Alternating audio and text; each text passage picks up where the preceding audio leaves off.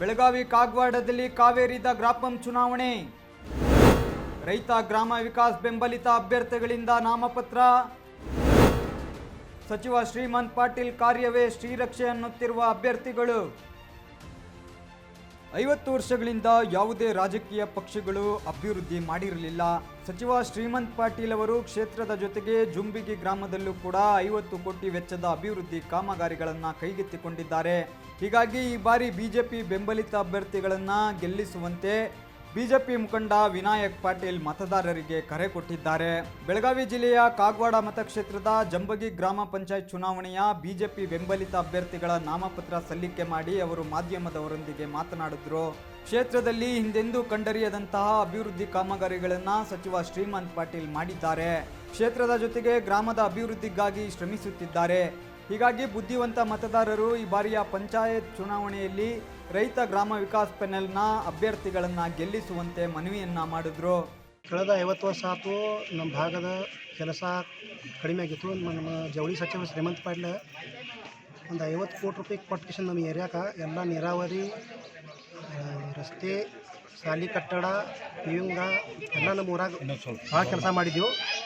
ಮತ್ತು ನಮ್ಮ ಊರಾಗ ಏನೂ ಪ್ರಾಬ್ಲಮ್ ಇಲ್ಲ. ಈಗ ಎಲ್ಲ ಜನರು ನಮ್ಮ ಸಂಗಟ ಅದಾರು.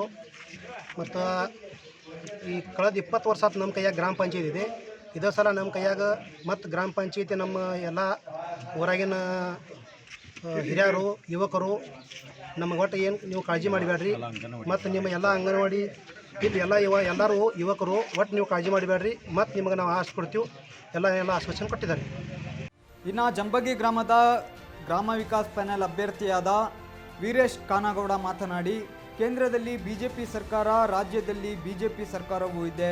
ಕ್ಷೇತ್ರದಲ್ಲಿಯೂ ಸಹ ಬಿಜೆಪಿ ಶಾಸಕರೇ ಇದ್ದಾರೆ. ಹೀಗಾಗಿ ಕ್ಷೇತ್ರದ ಅಭಿವೃದ್ಧಿ ಇನ್ನಷ್ಟು ಆಗಬೇಕಾದರೆ ಈ ಬಾರಿ ಗ್ರಾಮ ಪಂಚಾಯತ್ ಚುನಾವಣೆಯಲ್ಲಿ ಸಚಿವ ಶ್ರೀಮಂತ್ ಪಾಟೀಲ್ ಅವರ ಬೆಂಬಲಿಗ ಅಭ್ಯರ್ಥಿಗಳನ್ನು ಗೆಲ್ಲಿಸುವಂತೆ ಮನವಿಯನ್ನ ಮಾಡಿದ್ರು. ನಮ್ಮ ನರೇಂದ್ರ ಮೋದಿಯವರ ಹಾಗೂ ಅಮಿತ್ ಶಾ ಅವರ ಉದ್ದೇಶದಂತೆ ನಮ್ಮ ಗ್ರಾಮ ಸ್ವರಾಜ್ಯದತ್ತ ಸಾಗ್ತಾ ಇದೆ. ಇದಕ್ಕೆಲ್ಲ ಮುಖ್ಯವಾಗಿ ನಮ್ಮ ಗ್ರಾಮಸ್ಥರು, ಹಿರಿಯರು, ಮಹಿಳೆಯರು, ಯುವಕರು ಹೆಚ್ಚಿನ ಒಂದು ಪ್ರೋತ್ಸಾಹನೆ ಈ ಒಂದು ಗ್ರಾಮ ಅಭಿವೃದ್ಧಿ ಹೊಂದೋಕ್ಕೆ ಸಾಧ್ಯವಾಗಿದ್ದು, ಇನ್ನು ಬರ್ತಕ್ಕಂಥ ದಿನಮಾನದಲ್ಲಿ ನಮ್ಮ ಗ್ರಾಮ ವಿಕಾಸ್ ಪ್ಯಾನೆಲ್ನ ಎಲ್ಲ ಸರ್ವ ಸದಸ್ಯರುಗಳು ಆಯ್ಕೆಯಾದ ಬಂದ ನಂತರ ನಾನಾ ರೀತಿಯ ಅಭಿವೃದ್ಧಿ ಕೆಲಸಗಳನ್ನು ಮಾಡಲಿದ್ದಾರೆ. ಮಾದರಿ ಗ್ರಾಮ ಮಾಡುವಲ್ಲಿ ಪ್ರಾಮಾಣಿಕ ಪ್ರಯತ್ನಪಟ್ಟು ಗ್ರಾಮವನ್ನು ಅಭಿವೃದ್ಧಿ ಪಥದತ್ತ ಸಾಗಿಸ್ತೀವಿ. ಅದೇ ರೀತಿಯಾಗಿ ನಮ್ಮ ಗ್ರಾಮದಲ್ಲಿ ನಾವು ಸಾಕಷ್ಟು ಕೆಲಸ ಕಾಮಗಾರಿಗಳನ್ನು ಈಗಾಗಲೇ ಕೈಗೊಂಡಿದ್ದೀವಿ. ಸತೀಶ್ ಕೋಳಿ, ಸಮಗ್ರ ನ್ಯೂಸ್, ಅಥಣಿ.